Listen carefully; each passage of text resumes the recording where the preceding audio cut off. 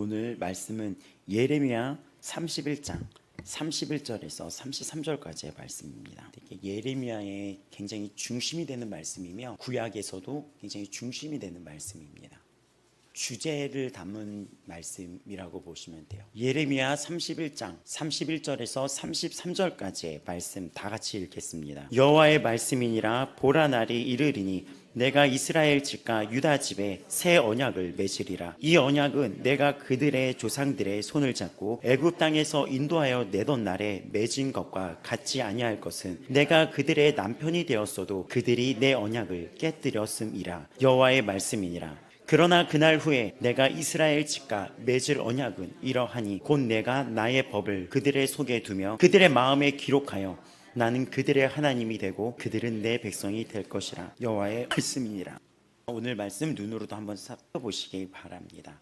쉬운 성경으로 보게 되면 32절, 그 언약은 내가 그들의 조상의 손을 붙잡고 이집트 땅에서 끌어내던 때에 세운 언약과 다른 것이다. 나는 그들의 남편이 되었으나 그들은 그 언약을 깨뜨렸다. 나 여호와의 말이다. 그러나 내가 그날 이후에 이스라엘 집과 언약을 맺을 것이니 나의 법을 그들의 마음속에 두고 그들의 가슴에 새겨두어 나는 그들의 하나님이 되고 그들은 내 백성이 될 것이다. 쉬운 성경으로 조금 더 이해하기 편하게 읽어드렸습니다.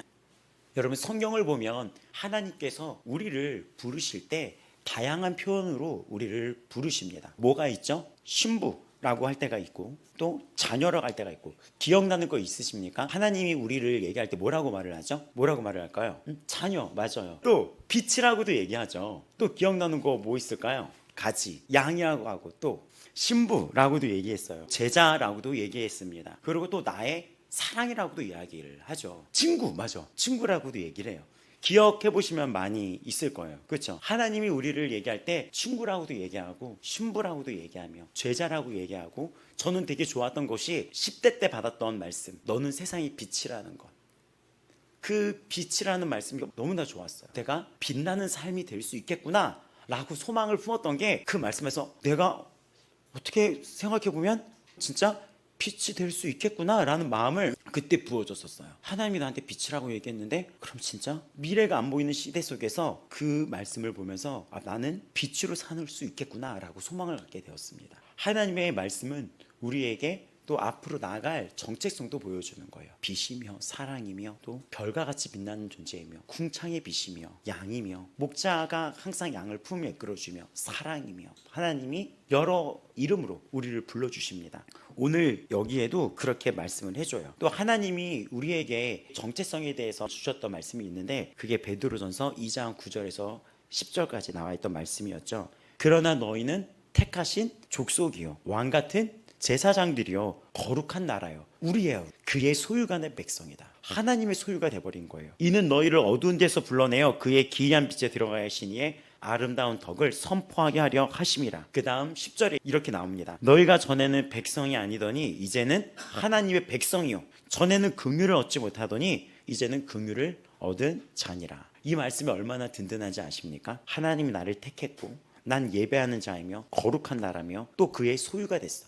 하나님 나라의 소유야. 하나님이 나를 택하시면서 하나님이 넌 내 거라고 칭하신 것입니다. 또 백성이라고 얘기하면 거기서 그치지 않고 빛을 선포하게 하려고 너를 불렀다는 거예요. 그 기이한 빛을, 아름다운 덕을 선포하게 하려 너를 불렀다. 예배하기 위해서 너를 불렀다. 또 너희를 이 어두운 곳에서 빛을 발하기 위해서 너를 불렀다. 내가 너를 불쌍히 여기고 내가 너를 품고 있다는 말씀입니다. 오늘 읽었던 본문의 말씀을 보면 언약을 맺으리니 라고 말씀이 나옵니다. 33절에 백성이라고 얘기를 하죠. 그래서 하나님이 우리를 부르는 수많은 이름 중에 또 한 가지가 언약 백성이라는 거예요. 약속된 백성이라고 지금 선포되어 있습니다. 성경은 전체가 하나의 약속으로 되어 있어요. 전체가 약속으로 되어 있다고 보시면 돼요. 처음에 약속이 어느 때 시작이 됐냐면 성경을 쭉 거슬러 올라가서 창세기를 보게 되면 하나님이 아담과 하와를 지으셨어요. 창세기 1장 28절에 이렇게 말씀하십니다. 복을 주셨다는 거예요. 하나님이 그들에게 이르시되 생육하고 번성하여 땅에 충만하라, 땅을 정복하라,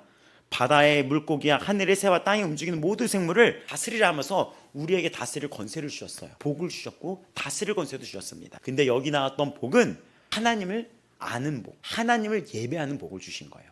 하나님을 아는 복이라고 제가 말씀드렸습니다. 근데 하나님이 이들과 복받은 백성으로 복받은 자녀로 이렇게 이 땅에서 출발을 했는데 하나님께서 이들에게 한 가지를 당부하셨어요. 창세기 2장 16절에서 17절에 나오죠. 여호와 하나님이 그 사람에게 명하여 이르시되 동산 각종 나무의 열매는 네가 임의로 먹되 선악을 알게 하는 나무의 열매는 먹지 말라. 네가 먹는 날에는 반드시 죽으리라. 어떻게 된다고 하셨습니까? 맞아요. 네가 반드시 죽을 것이다. 근데 사탄이, 이 마귀가 하나님과 우리 사이를 해방하며 들어옵니다. 방해하려고 들어오기 시작합니다. 그리고 이들이 먹지 말라고 했던 그 열매를 먹게 돼버립니다. 근데 그 열매를 먹으면 하나님은 이렇게 말씀하셨어요. 반드시 죽을 것이다. 근데 하나님이 그들을 죽이지 않고 옷을 지어 입힙니다. 그리고 이렇게 말씀하셨어요. 내가 너를 원수가 되게 하고 너의 후손도 여자의 후손과 원수가 되게 하리니. 이건 마귀를 지칭하는 거예요. 여자의 후손은 너의 머리를 상하게 할 것이요 너는 그의 발꿈치를 상하게 할 것이니라. 하나님이 갑자기 이 죄를 지어서 너 죄를 짓고 내 말 안 듣고 저거 먹으면 죽을 것이야 했는데 하나님이 그들을 죽이지 않고 약속을 던져주게 돼요. 어떤 약속? 어느 때가 되면 너를 괴롭혔던 그 마귀를 완전히 그 머리를 박살내게 될 거야. 근데 그 마귀도 온 힘을 다하여 그거를 대항하나 그의 힘은 여자의 후손인 그에게 발 뒤꿈치만 상하게 할 뿐이지 마귀의 머리는 박살이 날 거야. 히브리어로 상하게 한다는 것을 보면 조각나 부서진다는 거예요. 우리 한국어의 번역은 굉장히 우아하게 상하게 할 것이다 라고 나와 있지만 그게 아니라 여자의 후손이 이제 너의 머리를 조각나 부셔버릴 것이다. 근데 사단 너도 예수님을 공격할 텐데 근데 그 공격은 발 뒤꿈치만 상하게 멍들 정도로 상하게 할 뿐이다. 하지만 너의 머리는 부서질 것이다. 하나님께서 죄를 져서 하나님의 말씀을 거역한 그 자는 죽는다고 말씀하셨는데 하나님은 죽이지 않고 약속을 던져주게 됩니다. 그리고 그 여정 속에서 하나님은 아브라함을 택하사 아브라함에게도 약속을 줘요. 근데 아브라함은 어떤 자였습니까? 아버님이 뭐 했던 자였는지 아십니까? 그 가문이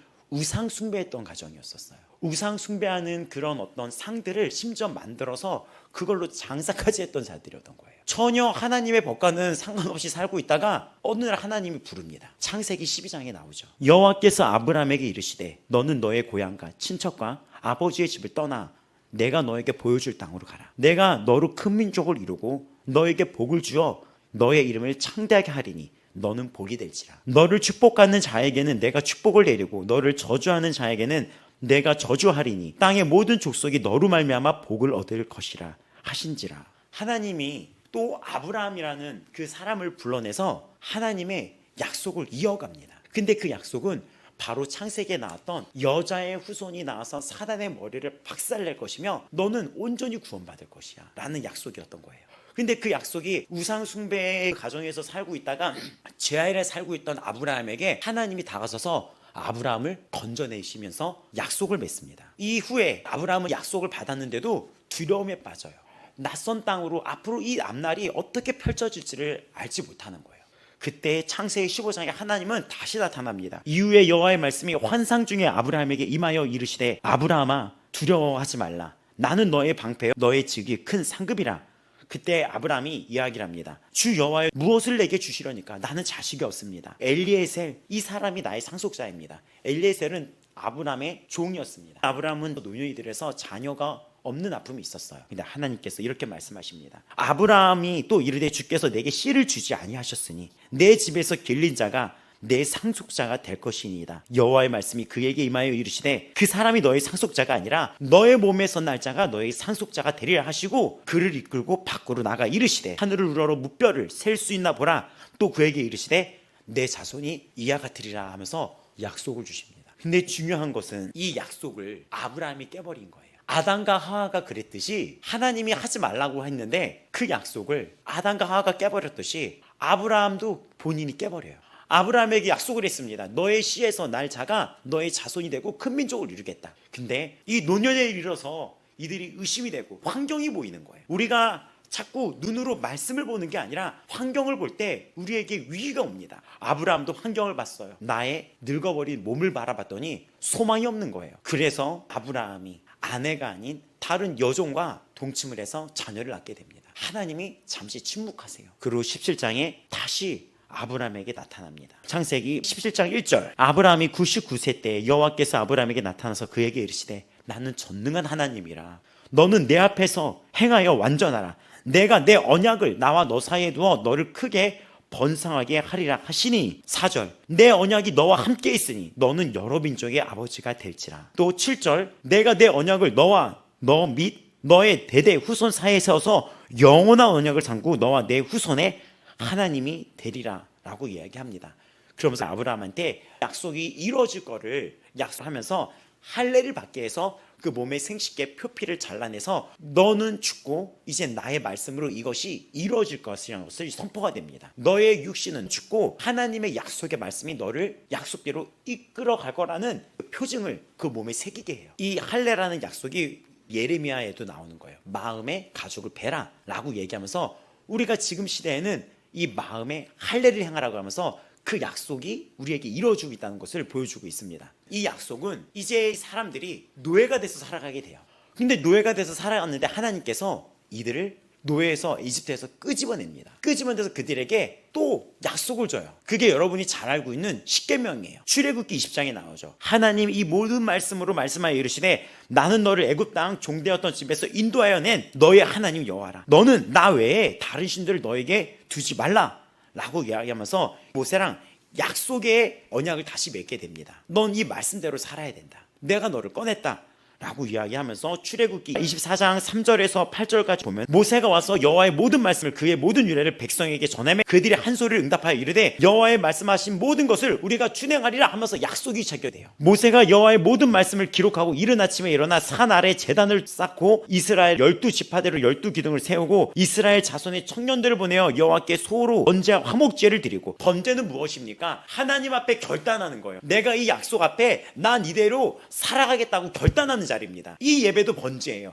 이 예배 자리는 그 약속대로 살아갈 것을 내가 주님 앞에 선언하고 올려드리는 자리예요. 번제와 화목제를 드리면서 그때 어떡합니까? 화목제도 하나님과 친하게 화목하게 살아갈 것을 선언한 자리입니다. 모세가 그 짐승의 피를 가지고 양푼에 담고 반은 제단에 뿌리고 언약서를 가져다가 백성에게 낭독하여 듣게 하고 또 백성이 다시 한번 우리가 준행하겠습니다 하고 그 피를 뿌리면서 출애굽기 24장 8절에는 여호와께서 이 모든 말씀에 대하여 너희와 세우신 언약의 피라라고 말씀하십니다. 근데 또 하나 일이 발생을 해요. 이 말씀을 다 받아줬고 이젠 적고 내려왔더니 백성들이 출애굽기 32장 1절에 보면 백성들이 모세가 산에서 내려옴이 더딤을 보고 아론에게 이르러 말하되 일어나라 우리를 위하여 우리를 인도할 신을 만들라 라고 얘기하면서 4절에 보면 그들의 손에서 금고리를 받아 부어서 송아지 형상을 만드니 이는 너희를 애굽 땅에서 인도하여 낸 너희의 신이로다 하면서 이들이 또 실수를 하는 거예요. 죄를 짓는 거예요. 또 그 약속을 누가 깼죠? 우리가 깬 거예요. 여러 차례 그 언약이 자꾸 깨져요. 근데 하나님은 멈추지 않습니다. 사무엘하 7장에 보면 다윗이 어느 날 생각을 해봤더니 나는 이런 궁에서 지냈는데 하나님이 거하는 곳이 초라한 것 같아요. 그래서 다윗이 사무엘하 7장에 이렇게 말을 합니다. 여호와께서 주위의 모든 원수를 물리치사 왕으로 궁에 평안히 살게 하신 때에 왕이 선지자 나단에게 이르되 볼지어다 나는 백향목 궁에 살거늘 하나님에게는 휘장 가운데 있도다 라고 얘기하면서 하나님을 위해서 성전을 만들 그 계획을 세우게 돼요. 그런 다윗의 모습에 하나님이 이렇게 말씀하세요. 네가 나를 위해서 성전을 짓는 게 아니라 내가 너를 위해서 집을 짓 것이다. 사무엘하 7장 11절에 너에게 이르노니 여호와가 너를 위하여 집을 짓고 너의 수완이 차서 네가 조상들과 함께 누울 때에 내가 너의 몸에서 날 씨를 너의 뒤에 세워 그의 나를 경고하게 하리라. 그는 내 이름을 위하여 집을 건축할 것이요 나는 그의 나라 왕위를 영원히 경고하게 하리라. 나는 그에게 아버지가 되고 그는 내게 아들이 되리니. 또 16절 너의 집과 너의 나라가 내 앞에서 영원히 보장되고 너의 왕위가 영원히 경고하게 하리라 하셨다 하라 라고 말씀을 하십니다. 이 약속이 우리가 성경을 되돌아보면은 자꾸 약속을 누가 깨고 있습니까? 우리가 깨고 있었던 거예요. 그래서 오늘 본문 예레미야 31절에 내가 그들의 남편이 되었어도 그들이 내 언약을 깨뜨렸습니다 라고 말씀을 합니다. 내 언약을 깨뜨렸다 라고 얘기를 해요. 여러분 이 약속을 뒤돌아볼까요? 창세기 2장 17절에는 반드시 죽으리라고 했는데 누가 대신 죽게 되었습니까? 이 약속을 깨버렸으니 죽을 것이라 했는데 하나님의 선포된 약속이었는데 누가 죽었습니까? 창세기 15장에서 하나님이 아브라함과 계약을 맺었을 때 약속을 맺었을 때 너의 씨에서 날 자녀가 이제 너의 후손을 이루겠다 했는데 아브라함이 의심을 해요. 이게 믿어지지 않으니까 아브라함이 뭔가 증표가 필요하다고 하나님께 물어봅니다. 그 메시지가 창세기 15장 8절에 그가 이르되 주 여호와여 내가 이 땅을 소유로 받을 것을 무엇으로 알리까? 그러자 하나님께서 그에게 이르시되 3년 된 암소와 3년 된 암염소 3년 된 순양과 산비둘기와 집비둘기를 가져오래요. 그래서 새만 놔두고 그 짐승들의 중간을 쪼개게 됩니다. 그때 해가 져서 어두웠을 때 연기 나는 화로가 보이면서 횃불이 그 쪼갠 짐승 사이에 이렇게 지나가는 거예요. 이것은 횃불 언약이라고 해가지고 유대인들이 어떤 약속을 맺었을 때 이 약속을 반드시 지킬 것을 다짐하고 선언했을 때 어떻게 했냐면 짐승을 가져다가 그 짐승을 두 토막 내서 가릅니다. 그리고 그 약속을 하고 그 사이를 걸어 다녀요. 그러면서 죽음으로도 이 약속은 깨트릴 수 없다고 서약을 하게 되는 거예요. 횃불 언약이에요. 근데 하나님이 아브라함한테 그 횃불 언약을 시키는 거예요. 그러니까 횃불 언약이 아니라 그 짐승에 생명을 건 언약이죠. 쪼개진 그 짐승 사이에 누가 걷냐면 아브라함이 걷는 게 아니라 불이 내려와서 불이 그 사이를 걷는 거죠. 창세기에서 반드시 죽으리라고 말씀하셨고 짐승을 쪼개면서 죽음으로도 이 약속은 이루어질 거라고 말씀을 하셨는데 결국 누가 죽었습니까? 아브라함이 바로 다음 장에 약속을 깨버리거든요. 저 열매를 먹으면 네가 반드시 죽으리라고 했는데 그걸 먹었거든요. 횃불로 내려왔던 언약 속에서 죽음으로도 이 약속은 유지될 거라고 선포했던 그 말씀에 누가 죽었습니까? 로마서 5장 8절입니다.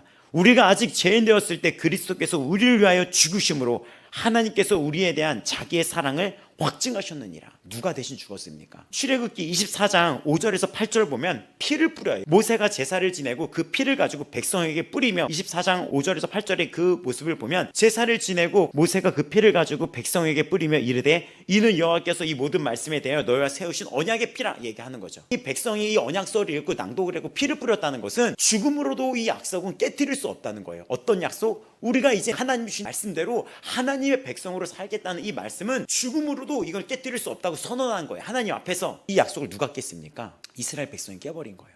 그 피를 뿌렸고 그 죽음의 생명을 건 약속이었는데 로마서 5장 9절입니다. 그러면 이제 우리가 그의 피로 말미암아 의롭다 하심을 받았으니 더욱 그로 말미암아 진노하심에서 구원을 받은 것이니 누가 피를 쏟았습니까? 예수님이 쏟은 거예요. 여러분 오늘 이 말씀을 통하여 이게 나의 일인 거예요. 우리의 구원은 나의 행위로 이루어진 게 아니에요. 전적인 주님의 주권으로 이루어진 거예요. 주님의 주권 안에서 우리는 어떤 모습이었습니까? 또 누가 죽었습니까? 누가 피를 흘렸습니까?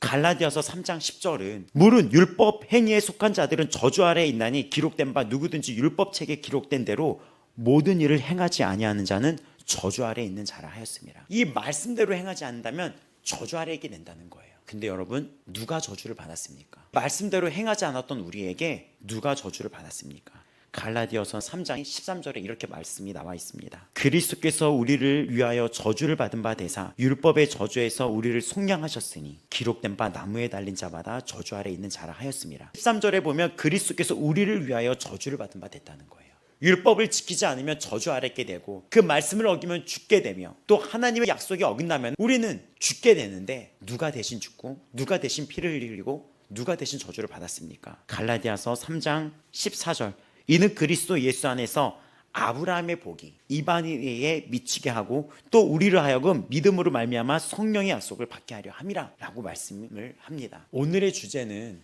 여러분 은혜를 기억하시는 성도가 되시기 바랍니다. 수없이 약속을 어겼던 나에게 우상 숭배의 제 아래 있던 나에게 어느 날 아브라함에게 임하신 것처럼 나에게 찾아오셨습니다. 그리고 너는 이 땅이 아니라 저 하늘을 향해 나아가자고 주께서 나를 불렀어요. 그리고 하나님은 나에게 수많은 약속을 주셨습니다. 근데 나는 오늘이라는 현실 앞에서 또 수없이 넘어지며 그 약속을 깨버렸던 지난날의 모습을 발견하게 됩니다. 그리고 그 약속에 죽음이 있고 생명으로 어떤 죽음이 온다 한들 이 약속은 깨트릴 수 없다고 했는데 나는 이미 수없이 약속을 깨버렸어요. 그리고 누가 죽고 누가 피를 쏟고 누가 저주를 받았습니까? 바로 나를 대신하여 주님이 죽으시고 나를 대신하여 주님이 저주를 받으시며 나를 대신하여 주님이 피를 흘리셨습니다. 이를 두고 우리는 은혜라고 이야기합니다. 오늘 본문 예레미야 31, 32, 33절에 어떤 말씀이 있습니까? 33절에 그날 후에 그날이라고 나와 있어요. 31절 보라 날이 이르리니 바로 그날이 오늘이에요. 너희가 내 약속을 깨뜨렸어도 그날이 되면 내가 너희에게 영원토록 깨뜨리지 않는 약속의 말씀을 너희 마음에 새겨줄 거야. 이 말씀 앞에 내가 바로 이 약속을 깨뜨렸던 그 백성이었다는 것을 우리는 기억하셔야 됩니다. 요한복음 14장 20절과 26절에는 그날에는 내가 아버지 안에 너희가 내 안에 내가 너희 안에 있는 것을 너희가 알리라. 26절 보혜사 곧 아버지께서 내 이름을 보내실 성령 그가 너에게 모든 것을 가르치고 내가 너에게 말한 모든 것을 생각나게 하리라. 평안을 너에게 끼치노니 곧 나의 평안을 너에게 주노라. 내가 너에게 주는 것은 세상이 주는 것과 같지 아니하리. 너희는 마음에 근심하지도 말고 두려워하지도 말라. 우리 오늘 이 말씀에서 우리가 마주해야 될 것은 바로 언약을 깨뜨렸던 백성이 나라는 거예요. 오늘 내가 죽어도 천국 갈 수 있다는 이유는 하나님의 전적인 은혜예요. 어느 날 아브라함에게 찾아왔듯이 죄 노예로 살았던 그 이집트에 노예되었던 백성에게 하나님의 주권으로 우리를 건져냈듯이 수없는 실수에도 다윗을 통하여 그 약속을 이뤄나갔듯이 바로 나에게 주님이 다가오신 거고, 오늘 이 약속은 나에게 주는 약속의 말씀입니다. 이 약속은 다 하나가 되어 오늘 나에게 임한 거예요. 여자의 후손이 너를 괴롭혔던 그 원수마귀의 머리를 깨부실 거야. 또 내가 너로 복을 받게 만들 거고 너는 복이 될 거야. 또 너는 제사장 나라가 될 것이야. 너의 집이 견고하고 영원토록 세워질 것이야. 근데 그 약속 속에 우리의 모습은 어땠습니까? 수없는 실수의 역사였어요. 하나님은 그걸 아심에도 불구하고 우리에게 찾아오셨습니다. 에베소서 2장 5절에서 9절까지는 이렇게 말씀합니다. 허물로 죽은 우리를 그리스도와 함께 살리셨고 너희는 은혜로 구원을 받은 것이라. 8절도 말씀을 합니다. 너희는 그 은혜에 의하여 믿음으로 말미암아 구원을 받았으니 이는 너희에게서 난 것이 아니야 하나님의 선물이라. 행위에서 난 것이 아니니 이는 누구든지 자랑하지 못하게 함이라. 디모데후서 1장 9절도 하나님이 우리를 구원하사 거룩하신 소명으로 부르심은 우리의 행위대로 하심이 아니요 오직 자기의 뜻과 영원 전부터 그리스도 예수 안에서 우리에게 주신 은혜대로 하심이라. 십자가의 은혜를 기억하시는 성도 되시기를 바랍니다.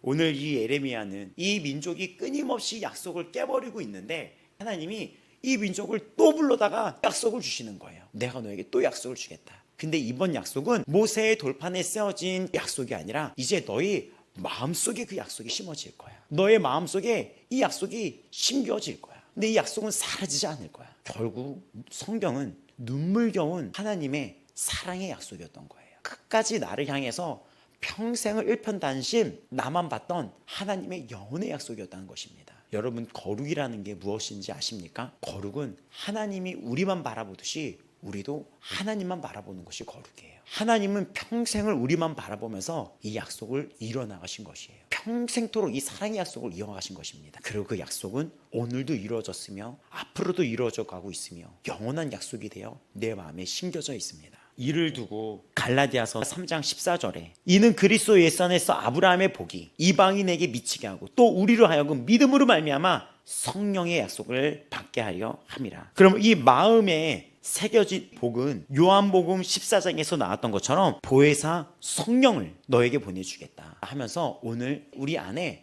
성령이 임하게 돼버린 거예요. 하나님의 영원한 약속이 내 안에 있습니다. 이 약속을 위하여 주님이 나를 대신해서 죽으셨고 또 내 안에 성령을 주셨으니 하나님은 내가 이 땅에 발을 딛고 살아가는 죽는 날까지 이 약속을 계속해서 성취해 나가실 것이며 나를 포기하지 않으시는 하나님이시구나. 하나님은 절대 포기하지 않으시는구나. 앞으로 내 인생의 목자가 되어주시는구나. 이 은혜가 우리에게 임한 것입니다. 하나님은 여러분에게 그렇게 말씀하고 계세요. 네가 나를 떠났고 네가 나를 버리고 그 언약을 깨뜨렸을지라 할지어도 나는 너를 다시 찾을 것이며 너를 구하여 낼 것이며 너를 회복시킬 것이며 내가 너에게 그 약속의 말씀, 그 생명의 말씀, 그 성령의 능력으로 너에게 그 마음에 심겨지게 해서 너에게 이 약속이 이루어지게 할 것이다. 은혜입니다. 은혜를 기억해야지 돼요. 그래서 우리가 이 예배를 드린다는 것이 얼마나 귀중하고 얼마나 우리가 깊게 주님 앞에 엎드려 나아가야 되는 것인지를 우리가 깨달으셔야 됩니다. 그냥 몸만 왔다가 앉아있고 가는 것이 아니라 오늘 지금 이 자리에 앉아있는 나에게 어떠한 은혜가 끼쳤는지를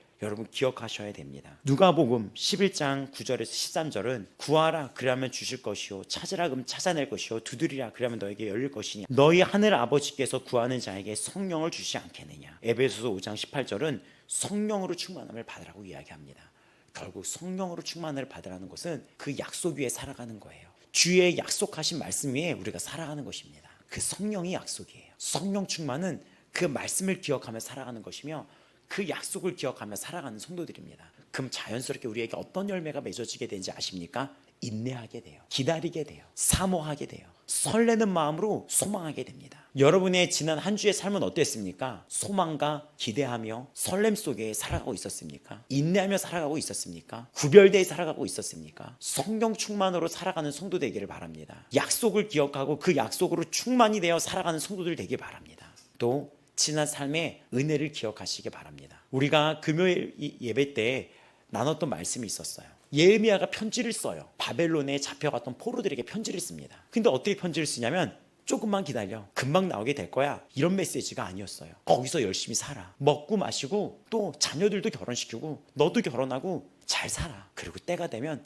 하나님이 너희를 부르실 거야. 바벨론에서 포로 귀환된 사건은 출애굽 사건과 더불어 제2의 출애굽이라고 부르거든요. 그리고 그 사건은 우리에게 암시를 합니다. 이 땅에서 잘 사셔야 됩니다. 행복하게 먹고 마시고 자녀들을 사랑하며 결혼도 하고 번성하고 잘 살으셔야 돼요. 근데 때가 되면 주님이 여러분을 부르러 오신다는 약속을 기억하시기 바랍니다. 당시에 이스라엘 백성들은 바벨론으로 끌려갔던 포로됐던 그 삶을 굉장히 슬프게 받아들였죠. 하지만 70년이 지나서 알게 되었어요. 70년이 지나 눈을 뜨고 주위를 살펴봤더니 바벨론에 포로됐던 이 사람들만 남기고 바벨론 주위의 모든 열국이 다 망해버렸던 거예요. 유다는 불타서 완전히 엉망이 됩니다. 또 열방의 이웃들도 다 엉망이 돼요. 근데 누구만 멀쩡하게 먹고 마시고 결혼까지 하게 됐죠? 그 바벨론의 포로로 있었던 그들만 은혜였다는 거예요. 하나님의 약속의 계획 속에서 보호를 받았다는 것입니다. 우리의 이익인 거예요. 때로는 우리가 힘들었던 과정을 보낼 수 있겠지만 하나님의 약속 안에서 보호 속에 우리를 이끌어 주셨다는 것을 기억하시기 바랍니다. 지금도 그래요. 혹시 삶이 힘들다고 또 내 삶이 광야라고 느껴지는 분이 있습니까? 하나님의 약속에 있는 것입니다. 당신은 광야 속에 있는 것이 아닙니다. 지금 절망 가운데 있는 성도가 있습니까? 이 말씀을 듣는 성도 여러분들 중에 슬픔의 골짜기를 지니고 있는 성도가 있습니까? 오늘과 내일이 슬픔 속에 갇혀서 소망이 보이지 않는다고 생각하는 성도가 있습니까? 아닙니다. 당신은 하나님의 약속 안에 거하고 있습니다. 하나님의 구원의 약속에, 생명의 약속에, 영원한 즐거움의 약속에, 회복의 약속에, 위로함의 약속에 거하고 있습니다. 바로 오늘입니다. 그 약속 안에 거하고 있는 것입니다. 이사야 46 4절에 이런 말씀이 있었어요. 너희가 노년에 이르기까지 내가 그리하겠고 백발이 되기까지 내가 너희를 품을 것이라. 내가 지었은즉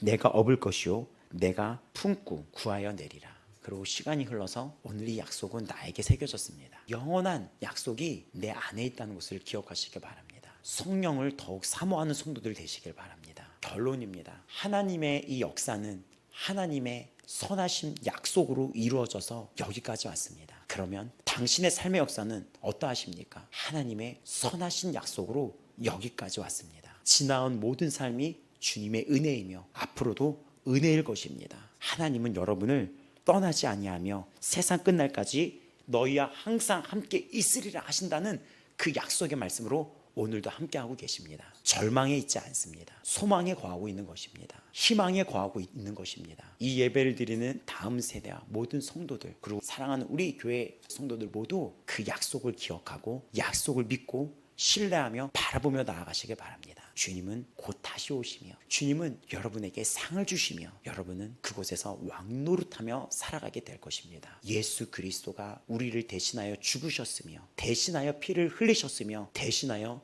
저주를 받으셨습니다. 내가 당했을 죽음을 주님이 당하셨으며 내가 흘렸어야 될 이 피를 주님이 대신 흘렸으며 내가 당했을 이 저주를 주께서 대신 당하셨습니다. 그리고 우리는 영원한 약속 아래 보호를 받고 있습니다. 예수께로 나오시기 바랍니다. 그 약속을 붙잡고 믿음으로 살아가시길 바랍니다. 마음이 가난한 자, 연약한 자 다 예수께로 나오시기를 바랍니다. 예수 안에 영원한 약속 구원이 있습니다. 주님이 영원한 날까지 여러분을 온전케 하실 줄을 믿습니다.